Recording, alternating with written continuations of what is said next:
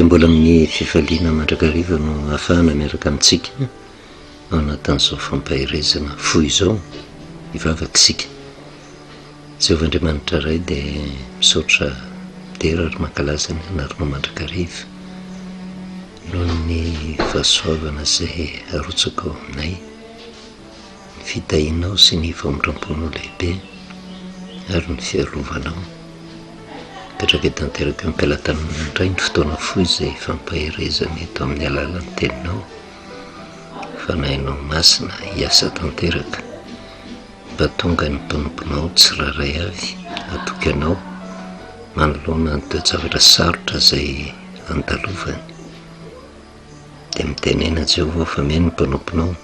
ny anaranao Jesosy. Amen. Faly miarabantsika amin'ny anaran'i Jesosy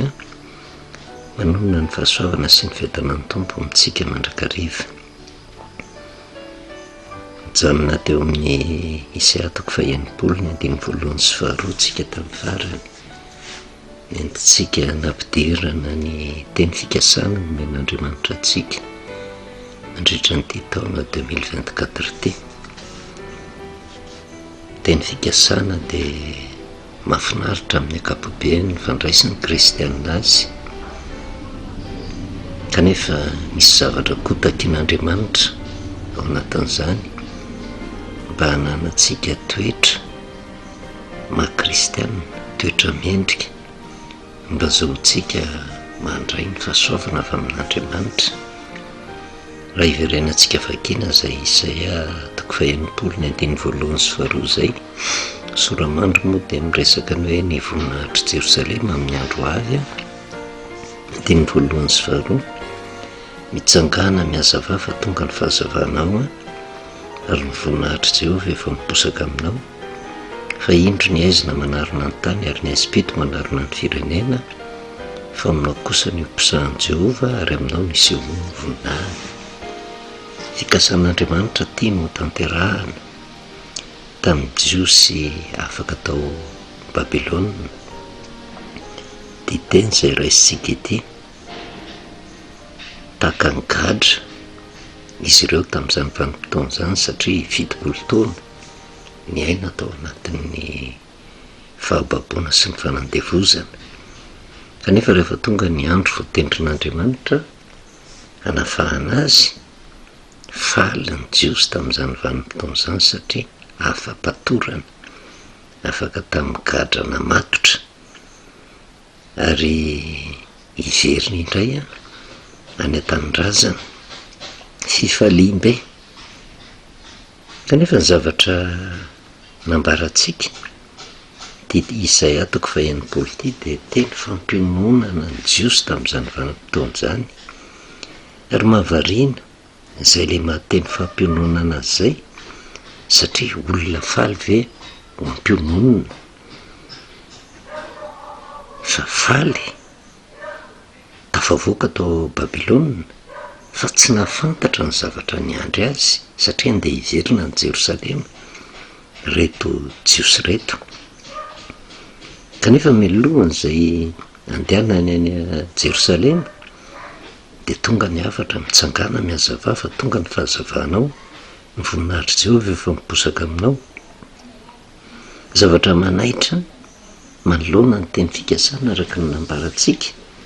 dia le teny mahafinaritra ny tian'ny kristianina ho raisina mandrakariva hoe ny voninahitry Jehovah miposaka aminao, aminao kosa ny ompisahan'i Jehovah ary aminao no isehoany ny voninahiny. Izay no tian'ny olona ho tanteraka amin'ny tenany,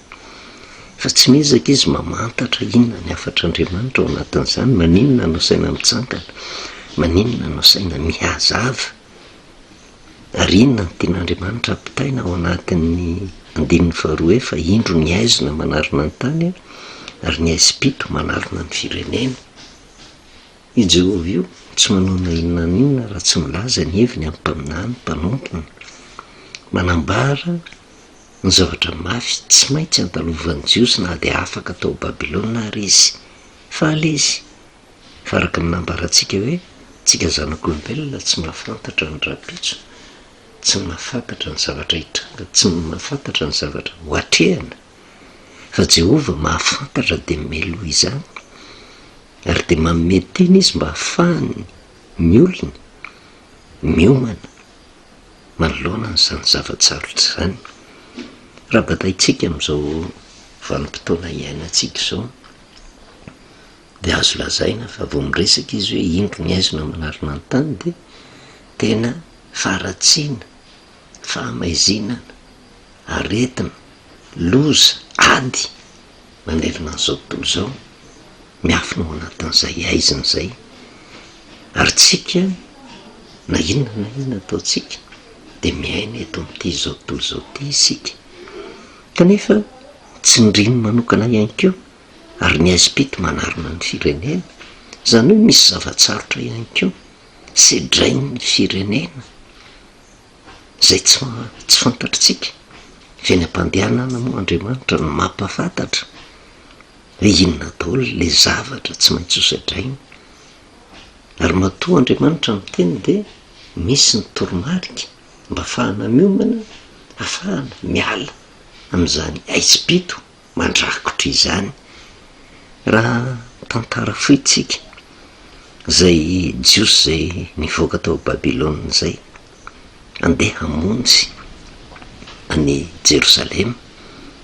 tao anatin'ny fifaliana ny voahany, fa ny zavatra tsy nampoziny tanàna efa rava ny vataniny ary ny aina tao anatin'ny fahoriana ny mosary mafy teo anatrehan'izany, satria nitanjona ny kendren'Andriamanitra raha namoaka azy tao Babilôna de anangana ny efa rava satria efa potika tanteraka Jerosalema, rava ny tanàna, rava hatramin'ny tempoly, anatena fiadanany reto jiosy reto. Kanefa zany ny zavatra niandry azy misy asa napetrak'Andriamanitra taminy, ary ny antony fampiononana de mba tsy hahatonga azy ho kivy fa andray toromarika avy amin'Andriamanitra azahoany hery ahafahany manatanteraka an'izay fananganana nefa rava izany. Raha mijeritsika zay le tantarany fivoahan'ny jiosy avy tao Babilôna zay any amin'ny Nehemia no mitantara azy hoe fa naninona tokoa reto jiosy reto tamin'izany vanim-potoana izany. Nehemia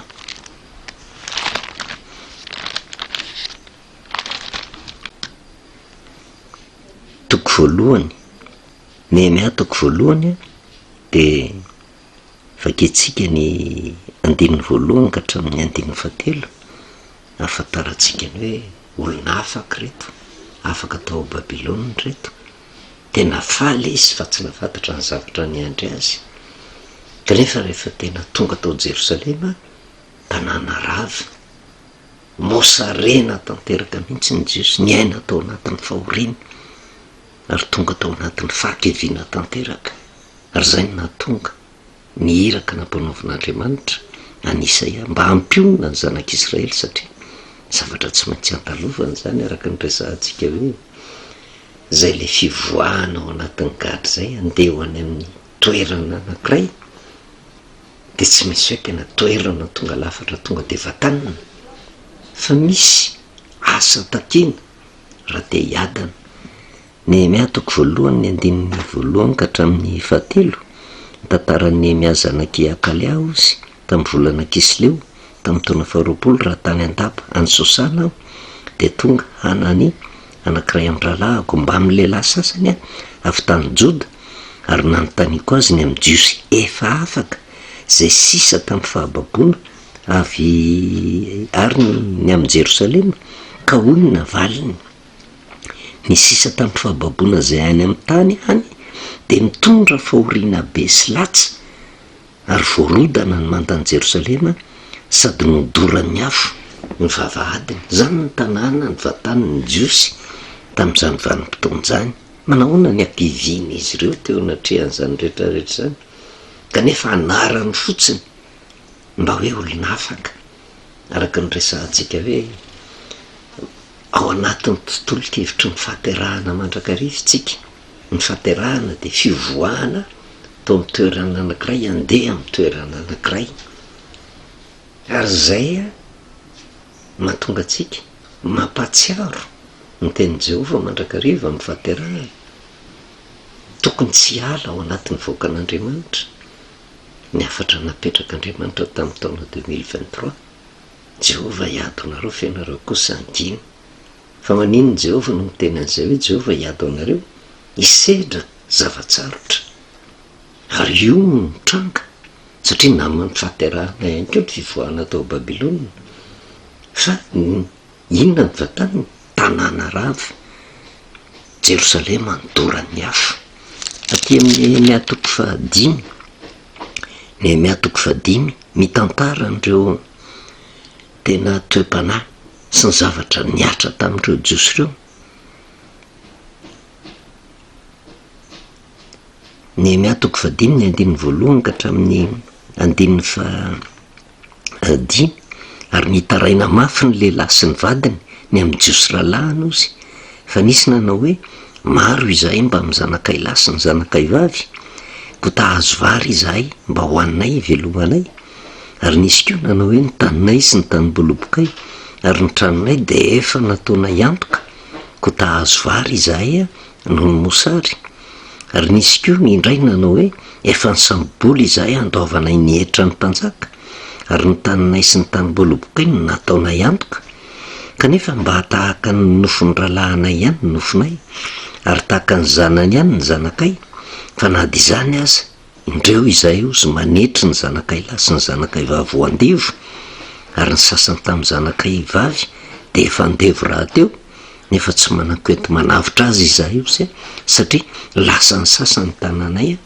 ny taninay sy ny tanim-bolobokay tao anatin'ny fahoriana lalina nanjo ny jiosy tamin'izany vanim-potoana izany tsy nisy fiainana ny lamina fa nisedra fahoriana. Inona no atao mba hivoarana ary zay tontolo-kevitra zay no mahatonga antsika miresaka ny Isaia 40 hoe mampion'Andriamanitra ao anatin'ny fahaterahana ary izay teny zay na dia niatra tamin'ny jiosy ary voasoratra zany ange mba fananarana ao atsika zay hiaran'izao andro faran'izao fa ny tenin'Andriamanitra tsy mipetraka ho tantara fotsiny fa matoa voasoratra ao anatin'ny baiboly dia azo manambara ny zavatra ankehitriny ary raha mahay mandinika tsara ny soratra masina dia manambara koa zavatra ho avy. Resaka tsika niditra amin'ny taona 2024 naman'ny fahaterahana fa nindran-dalana tamin'izany fidirana amin'ny mandavaovao teo anivon'ny firenena naman'ny fahaterahana mitovy amin'ny zanak'Israely ihany koa zay nivoaka tao amin'ny tany Egypta andeha ho any amin'ny tany Kanana zay nambarantsika hoe mba tsy hisy na dia iray ara-eritreritra rehefa tena voatafavoaka amin'ny tany Egypta dia tonga dia ho sambatra be, vao eritreritra voatafavoaka amin'ny Babilôna dia tonga dia ho sambatra be fa tsy maintsy misevana sedra zavatsarotra ary zay zavatsarotra zay sedrana zay amin'ny lafiny anankiray dia mariky ny fanefen'Andriamanitra mba hahatonga ny olona hiankina tanteraka aminy sy ahatsiaro ny teny fikasana zay nomeny hoe Jehova hiado anareo nareo kosa angina mba tsy hahatonga ny olona hiemotra satria izy ihany koa no ny teny lazao amin'ny zanak'Israely mba handroso ary fampahafantarana antsika amin'izao vanim-potoana izao hoe raha vao hiroso amin'ny fiainam-baovao tsy misy tonga dia tonga lafatra avy hatrany fa misy zavatra mafy tsy maintsy sedrainy mitaky faharetana ny atongavany fiadanana ny fahasambarana eo amin'ny fiainana mitaky asa ary mitaky finokinan-doha tanteraka amin'Andriamanitra ary zay nahatonga antsika nyresaka hoe inona ny tokony ataontsika mivavaka ao amin'ny firenena mivavaka ao amin'ny fiangonantsika mivavaka ho an'ny ankohonantsika mivavaka ho an'ny mpitondry satria raha miadana izy dia hiadana sika fa matetika ny olona manadino an'Andriamanitra ary tao anatin'izay afatra nampitaina tao anatin'ny fampaherezan'izay dia ny taonantsika mihitsy tsy andeha amin'ny herin'ny tenantsika fa anaiky ny fitantanan'Andriamanitra sy ny sitrapon'Andriamanitra mandra-paoviana ny zanak'Andriamanitra vo anaiky angina ka melan Jehova hiady.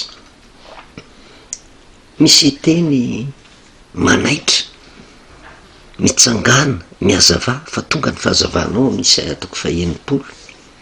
ary ny voninahitry Jehova efa miposaka aminao zany io. Io voninahitr'Andriamanitra io zany de efa eo amitsika fa miandry atsika fotsiny ny hatoky ny fitantanan'Andriamanitra, satria tsy tongatonga ho azy io, tsy sehoseho foana zay voninahitr'Andriamanitra zay. Hoe tena olona tsy manaiky ny sitrapony ve isehony voninahiny, kanefa na izany na tsy zany marina amin'ny isam-batan'olona zany, ary ny azo antoka koa de marina amin'ny firenena zany. Hoe tena misy voninahitr'Andriamanitra tia ho aseho eto amin'ny firenena. Fa araka le voasoratra amin'ny soramandry hoe mio voninahitra Jerosalema amin'ny andro ho avy, zany hoe voninahitra ampanantenan'i Jehova zay ho tanterahany tsy androany fa rapitso fa mitaky faharetana. Ary raha mijery an'reto jiosy reto, ahoana moa no isehoana voninahitr'Andriamanitra ao anatin'ny tanàna rava, ao anatin'ny Jerosalema ny dorany avo, ao anatin'ny fahoriana ny anjady tamin'reto jiosy reto. Tsy nanakanon kohanina ny sambobola ny varotra ny tanina, nanaiky ho andevozon'ny olona, very hevitra tanteraka, kanefa ny teny tonga isy voninahitra mitanterahana. Fa raha ny tantara ny jiosy tamin'izany vanim-potoana zany, tamin'ny vanim-potoana zay nitenenana taminy nampiononina azy, tsy hita zany voninahitra zany, fa tena feno aizina tanteraka ny fiainany ray manontolo, fa mitaky finoana sy mitaky faharetana zany. Ary zay no ampahiraizina atsika mandrakariva miditra amin'ny taona 2024 tsika faly, tafiditra ao anatin'ny mandava vaovao tsika. Iza moa tsy faly, tsy nisy korotana, fa fantatritsika ve ny zavatra mitranga, raha ny toe-javatra misy amin'izao vanim-potoana zao hatramin'ny fiantohan'ny taona ange mampieritreritra. Tsy jerytsika zay mety korotana aizina maneran'ity zao tontolo zao ty, satria miaina eto amin'izao tontolo zao isika, fa mbola ho hitatsika moa ny fanazavana. Fa na iodika vitsika na iodika vanana, tsy afaka amin'io aizina io eto amin'ity zao tontolo zao ty. Inona no mahatonga an'izany? De ny soratra masina no ahafantarantsika an'izany rehetrarehetra, mba tsy hahatonga antsika ho tafalatsaka ao anatin'ny fahakeviana sy anankina ny fotsika amin'Andriamanitra. Ka eto Andriamanitra de miteny mitsangana, miazava, fa manenona Jehova teny fampiononana le izy milohany isyny voninahiny, baika omenany jiosy, baika omenantsika ihany koa. De zao mitsangana, miazava, fa inona ny antony? De ny antony de zao, na le olona mipetraka tsy manao ninonina, na le olona matory fotsiny, tsy ho an'ny olona efa mitsangana no anomezana baika hoe mitsangana, fa ho amin'ny olona tafapetraka, petraka noho ny fahakeviana, matory noho ny fahavereza-tsaina, very hevitra tanteraka, manoloana ny fahoriana, antalovana ny fisontry ny vidim-piainana, miaretina mianjady. Raha ny toe-javatra nisy hatramin'ny fiantohan'ny taona, mahalasa fisainana, arety maso zay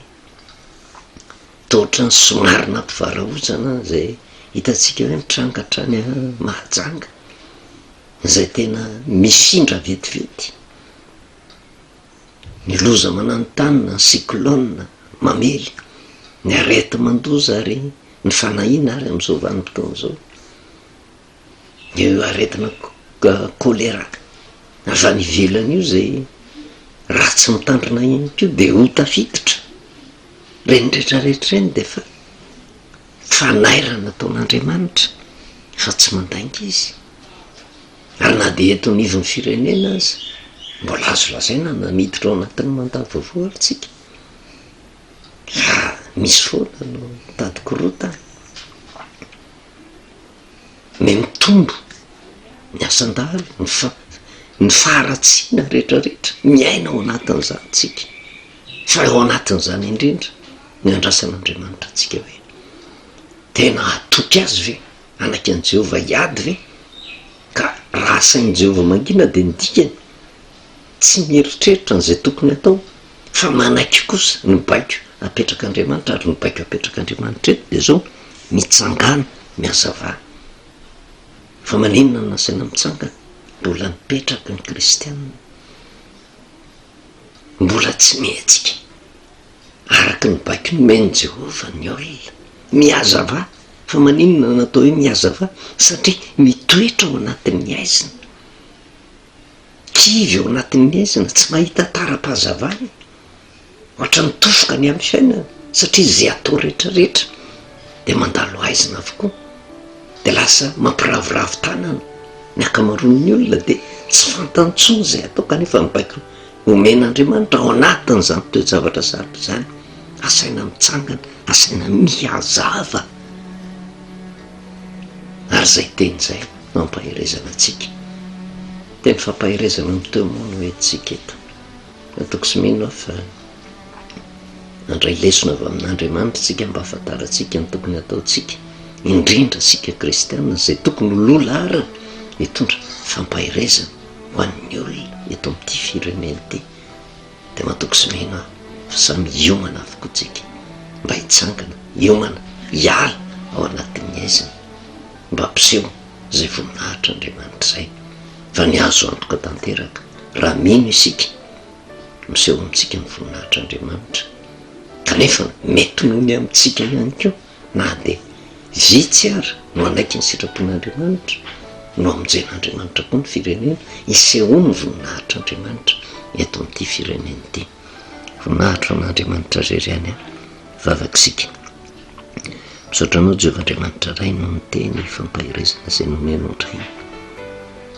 zay manoro lalana anay eo amin'ny tokony ataonay manoloana ny toe-javatra sarotra eto amin'izao tontolo izao zay fantatray fa misy fitraikany amin'ny firenena ny toe-javatra sarotra menjady amin'ny firenena ihany koa ataoko sy mino fa ny teny fikasana sy ny teny fampiononana omenao dia ampahery ny olonao tsiraray avy mba hijoro hitsangana hiazava matrakalefa satria ianao Jehovah no miado anay dia mahatoky sy mino fa hitaiza ny vahoakanao ianao indrindra firenena malagasy mba hatahotra anao dia misaotra ray ny anaranao Jesosy amen anao velomantsika amin'ny anaran'i Jesosy manonona ny fahasoavana sy ny fitanan'ny tompo amintsika mandrakariva